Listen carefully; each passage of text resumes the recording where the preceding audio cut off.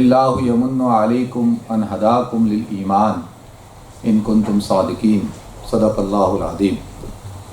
اللہم صلی علی محمد وعلی آل محمد کما صلیت علی ابراہیم وعلی آل ابراہیم انک حمید مجید۔ اللہم بارک علی محمد وعلی آل محمد کما بارکت علی ابراہیم وعلی آل ابراہیم انک حمید مجید۔ رب اشرح لی صدری ویسر لی امری واحلل عقدۃ من لسانی یفقہوا قولی۔ محترم حاضرین کرام، بزرگان دین، السلام علیکم ورحمۃ اللہ وبرکاتہ۔ الحمدللہ، اللہ رب العزت کا فضل و احسان کہ اللہ رب العزت نے ہمیں جمعہ کی نماز کے لیے جمع فرمایا۔ اس پر اللہ رب العزت کا ہمیں شکر ادا کرنا چاہیے۔ اور ساتھ ساتھ ماشاءاللہ آج مجھے بڑی خوشی ہو رہی ہے کہ رمضان کے بعد میں پہلا جمعہ آپ حضرات کے ساتھ پڑھ رہا ہوں کہ ماشاءاللہ مسجد بھری ہوئی ہے، ورنہ عام طور پہ جب جمعے کی تقریر شروع ہوتی تھی تو صرف 4-5 لوگ ہوتے تھے۔ تو الحمدللہ آپ حضرات اس اسپرٹ کو قائم رکھیں اور اسی طریقے سے جمعے میں شرکت کریں۔ اللہ تعالی ہم سب کو اور توفیق عطا فرمائے۔ قرآن پاک میں اللہ رب العزت نے مختلف مواقع پہ ہدایت کے حوالے سے گفتگو کی ہے، اور قرآن پاک کی جو پہلی سورت ہے سورہ فاتحہ، جب ہم اس کو پڑھتے ہیں تو اس کے اندر اللہ رب العزت نے ہمیں ایک دعا یاد کروائی ہے جو ہم ہر نماز میں پڑھتے ہیں، اہدنا الصراط المستقیم، کہ ہمیں سیدھے راستے کی طرف ہماری رہنمائی کر۔ اور سورہ فاتحہ قرآن کی پہلی سورت ہے۔ ویسے تو نزول کے اعتبار سے جو قرآن کی آیات ہیں وہ تو سورہ علق ہے، سورہ علق کی ابتدائی 5 آیتیں ہیں، پھر اس کے بعد سورہ مدثر ہے، سورہ مزمل ہے، ان کی آیتیں ہیں، لیکن کامل طور پر جو سب سے پہلی جو سورت وحی کی نازل ہوئی سورت وہ سورہ فاتحہ ہے۔ اور فاتحہ کا مطلب ہوتا ہے کھولنا، اور مفتاح عربی میں کہتے ہیں چابی کو، اور فتح یفتح کا مطلب بھی ہوتا ہے کھولنا۔ تو یہ فاتحۃ الکتاب ہے، قرآن اس سے شروع ہوتا ہے، قرآن کو یہ کھولتی ہے۔ تو اس کے اندر اللہ رب العزت نے ہمیں ایک دعا یاد کرائی، کیونکہ میں پوری سورہ فاتحہ میں بات کرنا نہیں چاہ رہا کیونکہ ٹاپک میرا وہ نہیں ہے، انشاءاللہ کسی اور موقع پہ اس کو بیان کروں گا، کہ اہدنا الصراط المستقیم۔ الحمدللہ رب العالمین، اس میں کیا ہے؟ تمام تعریفیں رب العالمین کے لیے ہیں۔ الرحمن الرحیم، جو رحمان ہے، رحیم ہے۔ مالک یوم الدین، جو روز جزا کا مالک ہے۔ ایاک نعبد و ایاک نستعین، اے اللہ ہم تیری عبادت کرتے ہیں، تجھ سے مدد طلب کرتے ہیں، استعانت طلب کرتے ہیں۔ اب استعانت کس چیز کی طلب کرتے ہیں؟ اہدنا الصراط المستقیم، کہ ہمیں تو سیدھے راستے پہ چلا۔ ساری تعریفیں کرنے کے بعد، سب کچھ بیان کرنے کے بعد مانگ کیا رہے ہیں ہم اللہ تعالیٰ سے؟ کیا مانگ رہے ہیں؟ اہدنا الصراط المستقیم، کہ اللہ تو ہمیں صراط مستقیم پہ چلا۔ اب یہ جو ہدایت ہے، ہدا یہدی کا مطلب ہوتا ہے، لغوی معنی ہے اس کا راستہ دکھانا، ہدایت راستہ، ہدا یہدی۔ اور اصطلاحی معنی کے اندر اس کا ایک معنی آتا ہے اراۃ الطریق، راستہ دکھانا۔ مثال کے طور پہ مجھے ساؤتھ ہال جانا ہو اور میں یہاں پہ کھڑا ہوا ہوں اور میں ظفر بھائی سے کہتا ہوں کہ مجھے ساؤتھ ہال جانا ہے، تو ظفر بھائی کہتے ہیں بھائی ٹھیک ہے آپ گاڑی سے ہیں؟ میں نے کہا گاڑی سے ہوں بھائی، یہاں سے نکلیں، ادھر سے نکلیں، ایسے جائیں، سیدھا جائیں، وہ گرین فیلڈ روڈ پہ چلے جائیں، آگے چلے جائیں، یوں فالو کریں، آپ ساؤتھ ہال پہنچ جائیں گے۔ ٹھیک ہے جی، تو انہوں نے مجھے راستے کی طرف گائیڈنس کر دی، بتا دیا کہ بھائی یہ راستہ ایسے ایسے جاتا ہے۔ اب انہوں نے بتایا اور میں نکل پڑا، اب راستے میں گم گیا، میں ساؤتھ ہال جانے کے بجائے حیض پہنچ گیا۔ ٹھیک ہے، تو اس میں غلطی کس کی ہوگی؟ غلطی میری ہے پہلی بات، کہ بھائی میں نے راستے کو صحیح فالو نہیں کیا۔ ہو سکتا ہے ظفر بھائی کی ہو کہ انہوں نے مجھے صحیح راستہ ہی نہ بتایا۔ امکان دونوں ہے نا، دونوں امکانات ہیں۔ اس کو کہتے ہیں اراۃ الطریق، راستہ دکھانا۔ اور دوسرا مطلب ہوتا ہے اس کا یہاں پہ جو مطلب ہے ایصال الی المطلوب، کہ منزل مقصود تک پہنچا دینا۔ میں نے کہا بھائی مجھے ساؤتھ ہال جانا ہے، ظفر بھائی نے کہا کوئی مسئلہ ہی نہیں ہے، میں آپ کو چھوڑ کے آتا ہوں۔ کہاں جانا ہے آپ نے؟ میں کہا جی فلاں جگہ جانا ہے، وہ کہتا میں آپ کو، مگر ابو بکر مسجد جانا ہے، وہ کہتے ہیں میں آپ کو آپ کا ہاتھ پکڑتا ہوں اور لے کے چلتا ہوں، اور یہ ابو بکر مسجد پہنچا دیتے ہیں. اس کو کیا کہتے ہیں؟ ایصال الی المطلوب، کہ میری منزل اور مقصود تک مجھے پہنچا دیا. اب میرے پاس کوئی آپشن نہیں ہے کہ میں راستہ بھول جاؤں، گمراہ ہو جاؤں، ادھر ادھر چلا جاؤں، ایسا تو نہیں ہو سکتا نا، کیونکہ اب وہ جو میرا جو رہبر ہے وہ رہبر مجھے میری منزل مقصود تک پہنچا رہا ہے. اس کو کہتے ہیں ایصال الی المطلوب. اب یہاں پر جو اللہ تعالیٰ سے پورے قرآن کی جو سب سے پہلی صورت ہے اور جس کے بارے میں اللہ رب العزت نے ارشاد فرمایا وَلَقَدْ آتَيْنَاكَ سَبْعًا مِنَ الْمَثَانِي وَالْقُرْآنِ الْعَظِيمِ، اے نبی ہم نے آپ کو 7 آیتیں دی ہیں جو بار بار پڑھی جاتی ہیں، والقرآن العظیم، اور قرآن عظیم دیا. یعنی سورہ فاتحہ کو مستقل طور پر اللہ نے بیان کیا کہ ہم نے آپ کو وہ خاص طور پہ آپ کو تحفہ دیا، آپ کو پورا قرآن ایک طرف، والقرآن العظیم، اور آتیناک سبع من المثانی، جو 7 آیتیں بار بار پڑھی جاتی ہیں وہ ہم نے دی ہیں. تو اس کے اندر جو سب سے پہلی چیز انسان اللہ رب العزت سے طلب کرتا ہے وہ یہ طلب کرتا ہے کہ اللہ تو مجھے سیدھے راستے کی طرف رہنمائی کر، بلکہ ایصال الی المطلوب، مجھے پکڑ کے رکھ اور مجھے جو ہے مرتے دم تک صراط مستقیم پر رکھ. اور جو یہ راستہ ہے جس کو طریق المستوی کہتے ہیں، یہ وہ راستہ جس کی انتہا جنت ہے. تو اے اللہ ہماری منزل مقصود کیا ہے؟ وہ جنت ہے، اور جنت الفردوس. تو وہاں پہ تو ہمیں پہنچا کے ہی جو ہے وہ ہمارا ساتھ چھوڑیو. اس کا مطلب یہ ہو گیا نا. اسی لیے ہر نماز کے اندر ہم ہدایت کی دعا مانگتے ہیں. اب ایک آدمی سوال کر سکتا ہے کہ بھئی آپ تو مہتدی ہیں، آپ کو تو ہدایت ملی بھی ہے، تو آپ کیوں ہر نماز میں کہتے ہیں اہدنا الصراط المستقیم، اہدنا الصراط المستقیم؟ کیا آپ ہدایت پہ نہیں ہیں؟ کیا آپ کے پاس ہدایت نہیں ہے؟ تو اس کا مطلب کیا ہو گیا؟ اس کا مطلب یہ ہو گیا کہ یہ پوری جو زندگی ہے 60 70 سال 80 سال کی، اس زندگی کا یہ جو سفر ہے، اے اللہ اس سفر کے اندر کہیں میں راستہ نہ بھٹک جاؤں، کہیں میں ادھر ادھر نہ ہو جاؤں.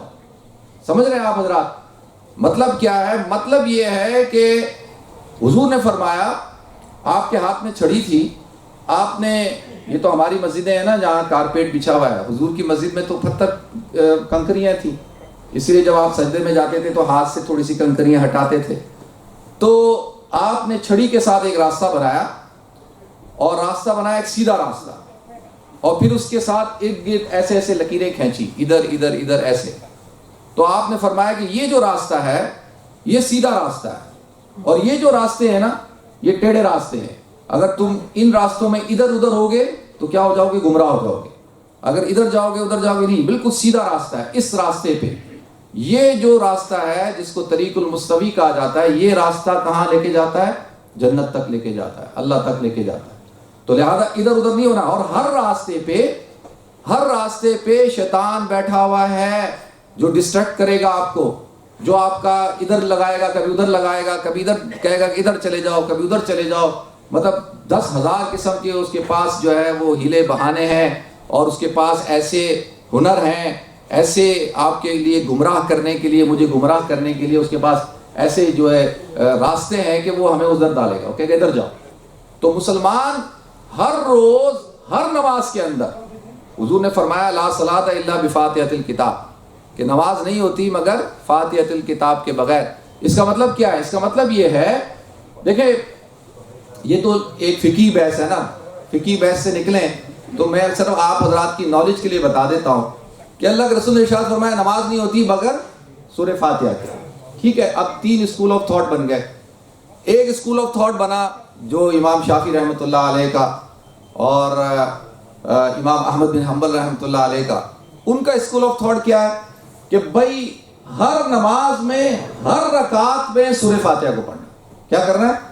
ہر نماز میں ہر رکعت میں سورہ فاتحہ کو پڑھنا ہے، چاہے آپ امام کے پیچھے ہوں چاہے آپ اکیلے ہوں. ان کا موقف یہ ہے. ٹھیک ہے، احناف کا موقف کیا ہے؟ احناف کہتے ہیں نہیں، جب آپ اکیلے نماز پڑھ رہے ہوں تو ہر رکعت میں پڑھیں، لیکن جب آپ جماعت کے ساتھ پڑھ رہے ہیں تو یہ وظیفہ ہے امام کا، من کان لہ امام فقرات الامام قرات لہ، کہ بھئی جس کا امام ہو اس کی قرات مقتدی کی قرات کے لیے کافی. میں یہ فقہی بحث نہیں کر رہا، کبھی آپ اس کو کہیں گے جی میں فقہی بحث کر رہا ہوں نماز کے بعد جو ہے وہ مجھے کہہ دے جی اس حدیث یہ حدیث یہ ہے وہ حدیث یہ ہے یہ حدیث ہے. میں فقہی بحث نہیں کر رہا، نہ میں کرتا ہوں، نہ میرے پاس اتنا وقت ہے، صرف میں آپ حضرات کو سمجھا رہا ہوں. وہ کہتے ہیں نہیں، احناف کہتے ہیں نہیں کہ جو ہے فَإِذَا قُرِئَ الْقُرْآنُ فَاسْتَمِعُوا لَهُ وَانصِتُوا، قرآن کی آیت یہ ہے کہ جب قرآن پڑھا جائے تو فَاسْتَمِعُوا لَهُ وَانصِتُوا، خاموش رہو غور سے سنو. ٹھیک ہے، یہ احناف کا اسکول آف تھاٹ ہو گیا. اب آ جاتے ہیں امام مالک رحمۃ اللہ علیہ کے نزدیک. امام مالک رحمۃ اللہ علیہ کہتے ہیں نہیں، لا صلاۃ الا بفاتحۃ الکتاب کا مطلب یہ ہے کہ جب آپ اکیلے ہوں تو آپ پڑھیں، ٹھیک ہے، اور جب آپ امام کے پیچھے ہوں تو جو جہری نمازیں ہیں ان جہری نمازوں میں تو قرآن کی آیت آ گئی فَإِذَا قُرِئَ الْقُرْآنُ فَاسْتَمِعُوا لَهُ وَانصِتُوا. قرآن کہہ رہا ہے کہ بھئی جب قرآن پڑھا جائے تو خاموش رہو. تو جو جہری نماز ہے اس میں امام تلاوت کرتا ہے تو لہذا اب آپ نے نہیں پڑھنی، آپ نے خاموش رہنا ہے، کیونکہ قرآن کی آیت ہے. قرآن کی آیت کے مقابلے میں حدیث آ جائے گی تو وہ کہتے ہیں حدیث نہیں، پھر قرآن کی آیت پر عمل ہوگا، کیونکہ قرآن تو اصح الکتب اور کتاب اللہ ہے. تو اب وہ کہتے ہیں لیکن سری نمازیں ہوں تو سری نمازوں کے اندر جو ہے وہ آپ، کیونکہ امام بھی خاموش ہے آپ بھی خاموش ہیں، یعنی خاموش سے مراد وہ جہری تلاوت نہیں کر رہا، وہ سری تلاوت کر رہا ہے نا، سورہ فاتحہ پڑھ رہا ہے تو وہ بھی سری کر رہا ہے، آپ بھی سری کریں، ان کا موقف ہی ہے. ٹھیک ہے جی. تو صرف بتانا یہ چاہ رہا ہوں کہ تمام ائمہ کے نزدیک سورہ فاتحہ اتنی اہم سورت ہے کہ اس کے بغیر نماز نہیں ہوتی، کہ بھئی نماز ہی نہیں ہوتی ہے. تو اس کے اندر جو سب سے پہلی چیز جو سوال کی جاتی ہے وہ کیا کی جاتی ہے؟ اہدنا الصراط المستقیم، کہ اللہ تو ہمیں سیدھے راستے پہ چلا. اب دیکھیں ہدایت کی دو قسمیں ہیں. ایک ہوتی ہے ہدایت عامہ. ہدایت عامہ جو ہے وہ کیا ہے؟ وہ ہر ایک کو حاصل ہوتی ہے، ہر ایک کو، ہر شخص، بلکہ میں کہتا ہوں روح زیرو، ہر جاندار جو عقل مند ہے، یعنی جو زیرو ہے، جو غیر زیرو ہے، ہر شے کو اتنی عقل تو ہوتی ہے، اتنا راستہ تو اس کو پتہ ہوتا ہے کہ بھئی اس کے لیے کیا خیر ہے کیا شر ہے. جیسی دیکھیں کسی جانور کا بچہ پیدا ہوتا ہے، اتنی فہم تو اس کو بھی ہوتی ہے کہ دودھ اس کو ماں کے تھنوں میں ہی ملے گا، وہ بھی ماں کی طرف ہی بھاگ رہا ہوتا ہے. اس کو بھی پتہ ہے کہ میں نے کیا کھانا ہے کیا نہیں کھانا. اس کو بھی پتہ ہے کہ بھئی جیسے روڈ کراس کر رہی ہوتی ہے بلی کیسے تیز بھاگتی ہے، اس کو کیا پتہ کہ گاڑی آ رہی ہے، لیکن اس کو بھی اتنا فہم ہوتا ہے. یہ ہدایت عامہ ہوتی ہے، یہ ہر ایک کو حاصل ہوتی ہے، ہر شخص کو حاصل ہوتی ہے. لیکن یہاں پہ جو اللہ تعالیٰ نے ہمیں یہ بات کی ہے کہ بھئی تم سے جو ہدایت کا مطالبہ ہے وہ ہے ہدایت خاصہ. ہدایت خاصہ دیکھیں، انسان دنیا کے اندر جتنے بھی انسان ہیں سارے کے سارے انسان جو ہے وہ فطرت سلیمہ پہ پیدا ہوتے ہیں. کل مولود یولد علی فطرت الاسلام، ہر پیدا ہونے والا بچہ فطرت اسلام پر پیدا ہوتا ہے. ابواہ یحودانی و ینصرانی و مجوسانی، اور اس کے والدین اس کو کیا کرتے ہیں؟ مسلمان بناتے ہیں، اس کے والدین اس کو مجوسی بناتے ہیں، اس کے والدین اس کو نصرانی بناتے ہیں. یہودی بن گیا، نصرانی بن گیا، مجوسی بن گیا، یہ موجوسیت میں سارے آ گئے، ہندو سکھ وک سب آ گئے. تو اب اللہ کہتے ہیں ہر پیدا ہونے والا بچہ فطرت پہ پیدا ہوتا ہے. اب فطرت کیا ہے؟ فطرت یہ ہے کہ جیسے ایک جانور کا بچہ جب پیدا ہوتا ہے تو اس کو پتا ہے کہ اس کے لیے کیا بہتر ہے کیا بہتر نہیں ہے، اس کو کس چیز سے فائدہ ملے گا کس چیز سے فائدہ نہیں ملے گا. اس کو یہ پتا ہے کہ میں نے اپنی جان کو کیسے بچانا ہے، اس کو یہ پتا ہے کہ مجھے بھوک لگے گی تو میں نے کیسے شکار کرنا ہے، یہ ساری چیزیں اس کو پتا ہے نا. اسی طرح سے انسان کی فطرت کیا ہے؟ ہر پیدا ہونے والے انسان کی فطرت کیا ہوتی ہے؟ وہ یہ ہوتی ہے کہ اس کو یہ پتا ہو کہ میرا خالق کون ہے، میرا مالک کون ہے، کہ کس نے مجھے پیدا کیا اور کون میرا مالک ہے. یہ ہر انسان کو پتا ہونا چاہیے. اچھا اب آپ کہیں گے کہ بھئی چھوٹا بچہ ہوتا ہے، اب چھوٹے بچے کو کیا پتا، وہ تو سمجھ رہا ہوتا ہے کہ ساری کائنات اس کے والدین ہیں، وہ تو اپنی والدہ کو اور اپنے والد کو سمجھ رہا ہوتا ہے نا. یہاں تک کہ تو وہ تو اس کو تو پتہ ہی نہیں ہے کہ خدا کیا چیز ہے، اس کو تو پتہ ہی نہیں ہے کہ رب کیا چیز ہے. لیکن اللہ تعالیٰ دیکھیں انسان سے کتنی محبت کرتے ہیں، اسی لیے اللہ تعالیٰ نے اپنی جو حق ربوبیت ہے اور اپنا حق توحید ہے اس کا مطالبہ بچوں سے نہیں کیا. اس کا مطالبہ بچوں سے نہیں کیا کہ بھئی بچے جب تک بالغ نہ ہو، اگر وہ انتقال کر جاتے ہیں تو اللہ تعالیٰ ان کو عذاب تھوڑی دیتا ہے. اللہ تعالیٰ وہ کہے بھئی تو نابالغ ہے، اس کے اندر تو سمجھ نہیں نا، اس کے اندر سمجھ نہیں. لیکن جب وہ بالغ ہو جاتا ہے تو بالغ ہو جانے کے بعد پھر اللہ تعالیٰ کا مطالبہ ہوتا ہے. اللہ تعالیٰ کہتے ہیں کہ اب تم نے اس بات کو ڈیسائیڈ کرنا ہے کہ تمہارا رب کون ہے تمہارا خالق کون ہے، تمہارا مالک کون ہے. اب یہ اس وقت انسان کو ڈیسائیڈ کرنا ہوتا ہے. لیکن دنیا کے اندر آپ دیکھیں گے کہ کئی لوگ اسلام کے اندر داخل ہوتے ہیں، بہت سارے لوگ اسلام میں داخل ہوتے ہیں، اور بہت سو سے پوچھیں بھائی آپ اسلام میں کیسے داخل ہوئے، تو وہ کیا کہتے ہیں؟ وہ کہتے ہیں بھائی ہم نے اسلام کا مطالعہ کیا. ایک شخص کے بارے میں پڑھ رہا تھا کہ جب وہ اسلام لے آیا تو لوگ اس کو تانا دینے لگے. اس نے کہا یار تو نے اسلام لے آیا، دیکھ مسلمان ایسے ہیں، مسلمان ایسے ہیں، مسلمان یہ کرتے ہیں، مسلمان وہ کرتے ہیں، مسلمان وہ کرتے ہیں. اس نے کہا کہ کوئی بات نہیں، کرسچن بھی بہت کچھ برا کرتے ہیں، یہودی بھی بہت کچھ برا کرتے ہیں، ہندو بھی کرتے ہیں، تو کیا ہو گیا؟ ہم بھی کرتے ہیں تو مسلمان بھی کرتے ہیں. تو انہوں نے کہا پھر بھی تو مسلمان ہو گیا. اس نے کہا اس لیے ہو گیا کہ بھائی میں نے تو اسلام کو پڑھ لیا، میں نے تو قرآن کو پڑھ لیا ہے، لیکن میں تو حقیقی رب تک پہنچ چکا ہوں. اگر وہ مسلمان ہو کر بھی حقیقی رب تک نہیں پہنچ رہا تو وہ اس کا مسئلہ ہے، میرا مسئلہ تھوڑی ہے. تو اس کو کیا کہتے ہیں کہ یہ شخص جو ہے یہ اپنی اصل فطرت پہ قائم ہے.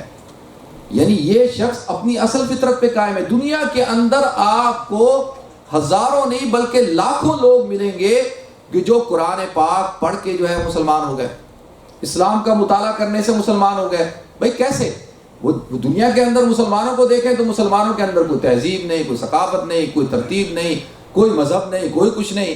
تو وہ کہیں کہ بھئی یہ تو کیسا مذہب ہے. لیکن وہ اس بات کو سمجھتے ہیں، ان کو پتہ ہے کہ نہیں کہ یہ بھٹکے ہوئے ہیں، ان کے پاس اس وقت جو ہے وہ اسلام کی سمجھ نہیں ہے.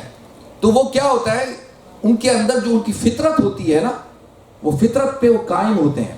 دیکھیں ہر انسان کے اندر تین چیزوں کا سلیم الفطرت ہونا ضروری ہے. ایک ہوتا ہے سلیم الطبع، ایک ہوتا ہے سلیم العقل، اور تیسری چیز ہوتی ہے سلیم الفطرت. اب کوئی شخص کسی یہودی کے گھر میں پیدا ہو، کسی نصرانی کے گھر میں پیدا ہو، کسی سکھ کے گھر میں پیدا ہو، کسی کے گھر میں بھی پیدا ہوتا ہے. اب اگر اس کی یہ تین چیزیں سلامت ہیں، یعنی سلیم الفطرت ہے، اس کی فطرت مسخ نہیں ہوئی ہے، اور سلیم العقل ہے، عقل کو صحیح استعمال کرتا ہے، اور سلیم الطبع ہے، اس کی طبیعت بھی صحیح ہے، اس کا مزاج بھی اس کو پتہ ہے، تو پھر کوئی چیز اس کو نہیں روک سکتی حق تک پہنچنے کے لیے. پھر وہ حق تک پہنچ کے رہتا ہے، کیونکہ اللہ تعالیٰ نے اس کو یہ تینوں چیزیں عطا کی ہیں. اچھا یہ تینوں چیزیں ہر انسان کے اندر ہوتی ہیں، لیکن وہ انسان کیا کرتا ہے، وہ ان کو خراب کر لیتا ہے. وہ انسان جو ہے وہ اتنا زیادہ ادھر ادھر پڑھتا ہے تو وہ اس کی سلیم الطبع بھی ختم، سلیم الفطرت بھی ختم، سلیم العقل بھی ختم.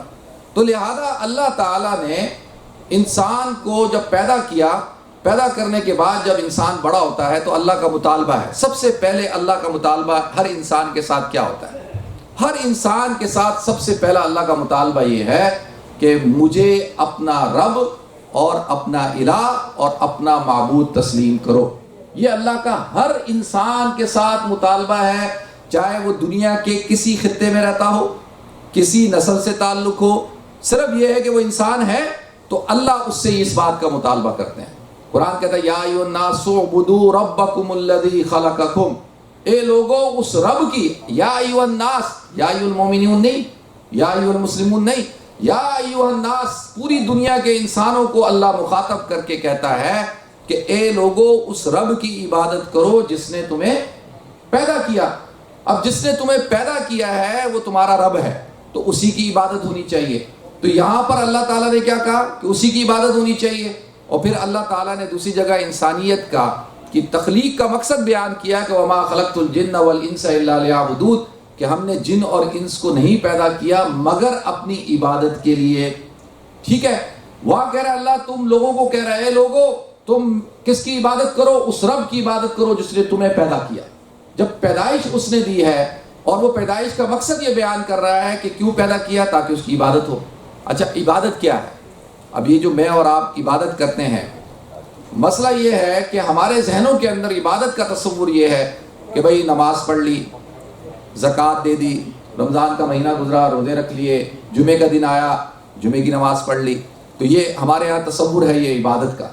لیکن یہ تو ایک ظاہری طور پر اللہ تعالیٰ نے اراکین رکھے ہیں، لیکن عبادت کیا ہے؟ عبادت یہ ہے کہ انسان پیدائش سے لے کر اور قبر تک پوری زندگی اللہ رب العزت کی وحدانیت کے اوپر اس کا اقرار ہونا چاہیے. توحید، یہ توحید ہے نا، یہ اس کی بنیاد یہ ہے کہ وہ اللہ کو اپنا رب تسلیم کرے. اپنا مالک تسلیم کرے، اپنا خالق تسلیم کرے۔ اسی لیے آپ دیکھیں کہ پورے قرآن کے اندر اللہ تعالیٰ نے صرف کہا ہے کہ میں سارے گناہ معاف کروں گا، ان اللہ لا یغفر ان یشرک بہ ویغفر ما دون ذلک لمن یشاء، کہ اللہ ہر گناہ کو معاف کر دے گا لیکن اللہ تعالیٰ شرک کو معاف نہیں کرے گا۔ اور شرک کیا ہے؟ شرک یہ ہے کہ خدا کی خدائی کے اندر انسان کسی کو شامل کر لے۔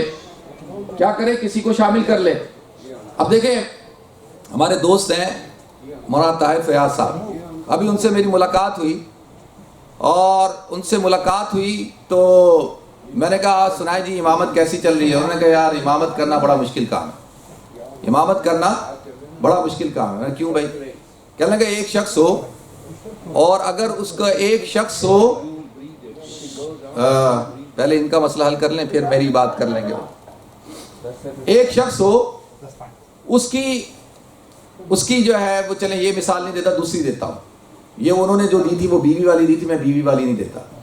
ایک شخص ہو، وہ ملازم ہو کسی آرگنائزیشن کے اندر، کسی دکان کے اندر، یا ایک غلام ہو، اس کا ایک آقا نہیں ہو، کئی آقا ہو۔ ایک غلام ہو جس کے 4 آقا ہو۔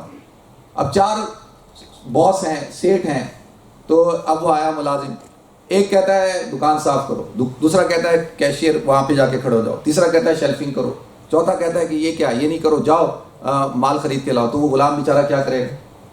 وہ تو پاگل ہو جائے گا تھوڑی دیر میں، وہ کہے گا یار یہ تو میری سمجھ میں نہیں آ رہا کہ بھائی میں کروں کیا، کہ بھائی ایک کام بولو نا، ایک وقت میں ایک کام بولو، میں سب کو کیسے راضی کروں؟ تو اسی طریقے سے اب اگر یہ جو شرکا ہے، اللہ تعالیٰ کہتا ہے کہ دیکھو تم ایک رب کو چھوڑ کر اور اتنے خداؤں کے پیچھے جاتے ہو، اب تمہیں راضی کرنا ہے، کس کو راضی کرنا ہے؟ بھائی یہ صحت دینے کا خدا ہے، اس کو راضی کرو، یہ دولت دینے کا ہے، اس کو راضی کرو، یہ اولاد دینے کا ہے، اس کو راضی کرو، اچھا وہ ناراض نہ ہو جائے۔ تو بھائی اللہ کہتا ہے کہ بھائی سارے خداؤں کو چھوڑو، سارے معبودان باطلہ کو، ایک رب کو راضی کرو۔ ایک کو راضی کرنا کیا ہے؟ وہ آسان ہے۔ اور وہ کس چیز سے راضی ہوتا ہے؟ وہ صرف اور صرف سب سے پہلی بنیادی چیز یہ ہے کہ وہ سب چیزیں برداشت کر سکتا ہے لیکن اپنے ساتھ کسی کو شریک برداشت نہیں کرتا۔ یہ اللہ تعالیٰ کا یہ فیصلہ ہے۔ تو اللہ تعالیٰ سے جب ہم دعا کرتے ہیں نا اہدنا الصراط المستقیم، تو اس کا مطلب یہ ہوتا ہے کہ اے اللہ، ہدایت خاصہ کیا ہے؟ ہدایت عامہ تو اللہ نے ہمیں دے دی کہ ہمیں مسلمان گھر کے اندر پیدا کر دیا، میں اور آپ الحمدللہ مسلمان ہیں۔ قرآن کہتا ہے یمنون علیک ان اسلموا، کہ تم لوگ جو ہے اللہ پہ احسان جتلاتے ہو کہ تم ایمان لے آئے، تم ایمان لے آئے، تو تم احسان جتلا رہے ہو اللہ کے اوپر کہ جی ہم مسلمان ہو گئے، جی ہم نے بڑا احسان کیا اسلام کے اوپر۔ یہ کوئی سیاسی جماعت ہے؟ بھئی یہ کوئی سیاسی جماعت ہے کہ اس کے اندر آپ شامل ہو کے آپ کہتے ہو جی میری وجہ سے اس جماعت کو اتنا فائدہ پہنچا، اور جو ہے میں جو ہے وہ اگر اس جماعت سے نکل جاؤں تو یہ جماعت ختم ہو جائے؟ تو یہ کوئی سیاسی جماعت تو نہیں ہے نا۔ اللہ کہتا ہے یمنون علیک ان اسلموا قل لا تمنوا علی اسلامکم، اے نبی آپ ان سے کہہ دیں کہ اللہ نے تم پر احسان کیا، اللہ نے تمہیں جو ہے اسلام کی دولت سے نوازا۔ بل اللہ یمن علیکم ان ہداکم للایمان، کہ اللہ تعالیٰ نے تمہیں ہدایت دی، اللہ نے تمہیں ایمان دیا۔ تو یہ اللہ نے مجھ پر آپ پر احسان کیا کہ اللہ نے ہمیں ہدایت پہ رکھا۔ تو ہم کیا دعا مانگتے ہیں؟ اہدنا الصراط المستقیم، اے اللہ تو ہمیں سیدھے راستے پہ چلا۔ کس کے راستے پہ چلا؟ مرتے دم تک چلا، ایصال الی المطلوب، جب تک کہ جو ہے موت نہ آ جائے۔ من قال آخر الکلام لا الہ الا اللہ دخل الجنہ، جس شخص نے جب تک آخری کلام یعنی جب میں مروں تو مرتے وقت یا اللہ میرا خاتمہ ایمان پر ہو جائے، تو پھر کیا ہوا؟ میں اپنی منزل مقصود پہ پہنچ گیا۔ ایک آدمی سفر کر رہا ہو، مانچسٹر جانا ہے، فلاں جگہ جانا ہے، اگر وہ اس گھر سے اپنی منزل پہ پہنچنے سے پہلے ادھر ادھر ہو گیا، بھٹک گیا، گاڑی بریک ڈاؤن ہو گئی، کچھ بھی ہو گیا، وہ نہیں پہنچ سکا، تو کوئی آدمی اس کو یہ کہے گا، وہ آ کے کہے گا نہیں میں تو پہنچ گیا تھا منزل، ہو گیا کہ نہیں آپ تو نہیں پہنچے تھے؟ کیوں؟ وہ کہتا تھا کہ بھائی میں تو پورا سفر کر چکا تھا، صرف 1 میل کا فاصلہ رہ گیا تھا، 1 میل کا۔ وہ کہتے بھائی وہ 1 میل تو اصل تھا، وہ 1 میل جب تک آپ پہنچے نہیں اپنی منزل پہ، آپ نے حاضری نہیں لگائی، آپ کی حاضری نہیں لگی ہے۔ تو اب یہ ساری زندگی ہم اسلام کو لے کر چل رہے ہیں، ایمان کو لے کر چل رہے ہیں، ساری زندگی لے کے چل رہے ہیں نا بھائی، ساری زندگی ایمان اسلام کو لے کر چل رہے ہیں، تو دعا یہ مانگنی چاہیے کہ اللہ جس وقت موت ہے اس وقت جو ہے وہ خاتمہ کیا کر؟ ایمان پہ لے۔ اور اہدنا الصراط المستقیم صراط الذین انعمت علیہم، کہ اب کن کا راستہ ہو بھائی؟ کس کے راستے پہ چلا ہمیں؟ تو منعم علیہم کون ہے؟ ومن یطع اللہ ورسول فاولئک مع الذین انعم اللہ علیہم من النبیین، نبیوں کا راستہ، والصدیقین، صدیقوں کا راستہ، والشہداء، اور شہداء کا راستہ، والصالحین، اور نیک لوگوں کا راستہ۔ یہ وہ لوگ ہیں جن کے اوپر اللہ تعالیٰ نے انعام کیا کہ اللہ تو ہمیں کن کے راستے پر رکھ؟ انبیاء کے راستے پر، تو ہمیں صدیقین کے راستے پر رکھ، تو ہمیں شہداء کے راستے پر رکھ، تو ہمیں صالحین کے راستے پر رکھ۔ تو یہ وہ لوگ ہیں جن کے اوپر اللہ نے انعام کیا، صراط الذین انعمت علیہم غیر المغضوب علیہم ولا الضالین۔ اب یہ دو ان لوگوں کے راستے پہ نہیں جو مغضوب علیہم ہیں، جن پر تیرا غضب نازل ہوا۔ اب مغضوب علیہم سے مراد کون ہے؟ دیکھیں مغضوب علیہم سے مراد جو ہے وہ یہود ہیں، بنی اسرائیل۔ کیوں؟ اس لیے کہ پوری جب سے یہ کائنات اللہ نے بنائی، سب سے زیادہ انبیاء کرام کس میں آئے؟ بنی اسرائیل میں آئے۔ اور اللہ قرآن میں جگہ جگہ کہتا ہے یا بنی اسرائیل اذکروا نعمتی التی انعمت علیکم وانی فضلتکم علی العالمین، کہ ہم نے تمہیں پورے عالمین پر فضیلت دی اور ہم نے تمہیں جو ہے بنی اسرائیل کہاں سے کہاں پہنچایا۔ یہ واحد قوم ہے کہ جس کے اندر ہر دور کے اندر نبی موجود رہا ہے۔ حضرت موسیٰ علیہ السلام کے ساتھ کون تھے؟ حضرت ہارون علیہ السلام۔ حضرت موسیٰ کے ساتھ کون تھے؟ حضرت ہارون، دو پیغمبر ساتھ۔ اور پھر آخر کے اندر حضرت عیسیٰ کے ساتھ کون تھے؟ حضرت عیسیٰ کے ساتھ حضرت یحییٰ تھے، دو پیغمبر، اور ہر دور کے اندر پیغمبر رہا۔ اور پیغمبر کا وجود جو ہوتا ہے باعث رحمت ہوتا ہے، جیسے کسی علاقے کے اندر کسی عالم دین کا ہونا، کسی متقی پرہیزگار کا ہونا، کسی خاندان کے اندر، کسی گھر کے اندر کسی حافظ کا ہونا، کسی نیک صالح آدمی کا ہونا، تو یہ باعث رحمت ہوتا ہے۔ تو اسی طرح نبی کا جو وجود ہوتا ہے، تو نبی کا وجود تو سب سے زیادہ باعث رحمت ہوتا ہے۔ تو اللہ کیوں کہہ رہا ہے کہ یہ مغضوب علیہم ہے؟ اللہ کا غضب ان کے اوپر ہے، اللہ ان سے ناراض ہے۔ وہ کیوں ناراض ہے؟ کہ انہوں نے سب سے زیادہ یقتلون الانبیاء بغیر حق، یہ وہ قوم ہے کہ جس نے انبیاء کو قتل کیا، اور یہ وہ قوم ہے کہ جس نے جو ہے اللہ کی آیتوں کو بیچا۔ یہ وہ لوگ ہیں کہ جو حق سے تجاوز کیے ہوئے ہیں۔ تو اللہ کہتا ہے کہ ان پر میرا غضب ہے، میں نے ان کو بھر دیا۔ جیسے مثال کے طور پہ ایک شخص ہو، اس کا ایک بیٹا ہو، اب وہ اپنے بیٹے کو پرائیویٹ اسکول میں بھیج رہا ہے، وہ اپنے بیٹے کو سوئمنگ کراتا ہے، کرکٹ کھلاتا ہے، گولف کھلاتا ہے، اس کو کئی لینگویجز سکھاتا ہے، اور اس کو بہترین کپڑے پہناتا ہے، اس کو بہترین پرائیویٹ اسکولوں میں بھیجتا ہے، اور سارا اس کا ایسا اس کو کرتا ہے کہ بھائی یہ دنیا کا کامیاب ترین شخص ہو اور کوئی چیز اس میں کمی نہ ہو، اور ہر نعمت دے دیتا ہے۔ اور وہ بچہ بڑے ہو کے باپ کو لات مارتا ہے، باپ کو لات مار کے کہتا ہے تم نے کیا کیا، چلو یہاں سے۔ تو مجھے کال کرتے ہیں بہت سارے والدین، وہ کہتے ہیں جی ہم نے ول بنانی ہے اور اپنے بچوں کو آگ کرنا ہے۔ کہتے ہیں کوئی شخص اپنے بچے کو آگ کر سکتا ہے؟ بھائی 2 منٹ لیے سوچیں کہ ایک آدمی کہتا ہے مجھے اپنے بیٹے کو آگ کرنا ہے، اس کو کچھ نہیں دینا، لات مارنی ہے۔ میں کہتا ہوں کیوں بھائی؟ وہ کہتا ہے نہیں، اس سے بڑا جو ہے وہ ناشکرا شخص دنیا میں کوئی نہیں، میں نے اپنا سب کچھ قربان کر دیا اس کے لیے، اور جب اس کا وقت آیا، میں بیمار ہو گیا، بوڑھا ہو گیا، تو اس نے مجھے لات مار کے باہر نکال دی۔ تو اب دیکھیں یہ کتنا باپ غصے میں ہوتا ہے نا۔ تو اللہ کہتا ہے کہ مجھے ان پر غصہ ہے، کہ کیوں؟ کہ انہوں نے ہر وقت کیا کیا کہ میری جو ہے آیتوں کو میں ابھی آیتیں پڑھنا شروع کروں تو ٹائم نہیں ہے، آپ حیران ہو جائیں گے۔ وہ کہتے ہیں لعن الذین کفروا من بنی اسرائیل علی لسان داؤد و عیسی ابن مریم، کہ اللہ تعالیٰ کہتا ہے بنی اسرائیل پہ لعنت کی ہے۔ کس کی زبانی؟ حضرت داؤد علیہ السلام، جنہوں نے یہ جو ہیکل سلیمانی کی ابتدا کی تھی نا، حضرت سلیمان نے کمپلیٹ کیا تھا، ان کی زبانی، اور حضرت عیسیٰ جو آخری پیغمبر تھے ان کی زبانی۔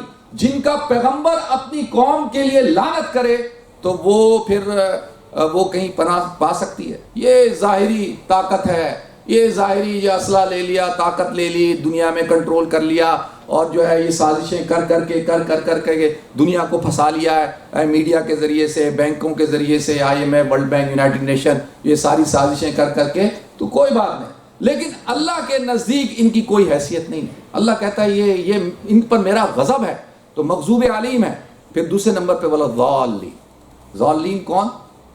جو دیکھیں ضالین یہاں پہ کہتے ہیں اس کو کہ جس کو ہدایت تو ملی لیکن وہ گمراہ ہو گیا، وہ راستہ بھٹک گیا۔ یہاں سے مراد نصارہ ہے۔ اب نصارہ جو ہے آپ کو میں ایک بات بتا دوں عیسائیوں کی، کہ عیسائی جو ہے نا، وہ جو گمراہ ہوئے ہیں تو وہ اس نسبت سے ہوئے کہ یا اہل الکتاب لا تغلوا فی دینکم، وَلَا تَقُولُوا عَلَى اللَّهِ إِلَّا الْحَقَّ إِنَّمَا الْمَسِيحُ عِیسیٰ ابْنُ مَرْیَمَ رسول اللہ. اللہ کہتا ہے اے اہل کتاب غلو مت کرو. یہاں پر وہ محبت کے اندر حضرت عیسیٰ سے اتنی محبت کی کہ ان کو تو اللہ کا بیٹا بنا دیا, پھر خدائی بنا دیا. تو اللہ کہتا ہے کہ یہ جو نصارہ ہے نا, یہ کرسچن ہے, یہ انہوں نے کوئی گڑبڑے نہیں کی ہیں, کوئی گڑبڑے نہیں کی ہیں انہوں نے, یہ محبت کے اندر گمراہ ہو گئے. تو یہ کم ادھر ان کے اوپر جب ہاتھ اللہ کا ہے نا تو تھوڑا ہولا ہاتھ رکھا ہے اللہ میاں نے, ان پر سخت رکھا ہے سب کچھ. یہ تو ایک بیٹا جو ہے وہ باپ سے اتنی محبت کرے اور باپ اس کو جو ہے کوئی کام بولے اور وہ خراب کر کے آ جائے, وہ گڑبڑ کر کے آ جائے, تو باپ کیا کرے؟ غصہ کرے گا, لیکن وہ شفقت کے ساتھ کرے گا. وہ کہے گا یار یہ تو غلو کر گیا نا, اس نے تو سمجھ نہیں تھی. تو اللہ سے ہم کیا کہتے ہیں کہ اللہ تو ہمیں جو ہے ان دونوں معاملات سے بچا کے رکھیو, کہ ہم جو ہے کہیں ایسے نہ ہو جائیں کہ بھائی بنی اسرائیل کی طرح, یہود کی طرح ہو جائیں, اور ایسے بھی نہ ہو جائیں کہ حضور اکرم صلی اللہ علیہ وسلم سے اتنی محبت کہ ان کو خدا تک پہنچا دیں. نہیں, خدا کی خدائی, یکتائی, کبریائی کے بعد جتنی صفات جمالیہ کمالیہ, جتنے اخلاق حسنہ اگر کسی شخص میں ہو سکتے ہیں تو اللہ تعالیٰ نے سارے کے سارے حضور اکرم صلی اللہ علیہ وسلم نے جمع کر دیے. لیکن نقطہ کیا ہے کہ وہ خدا ہے اور یہ خدا کا بندہ ہے, اور بندوں میں سب سے افضل. تو لہذا یہ ہدایت کا کانسیپٹ ہے. میں اور آپ دعا مانگیں کہ اللہ تعالیٰ ہمیں ہدایت پہ رکھے, ہدایت پہ زندگی دی اللہ نے, اور مرتے وقت بھی اللہ تعالیٰ ہمیں سب کو کلمہ عطا فرمائے, خاتمہ بالخیر عطا فرمائے. وآخر دعوانا الحمدللہ.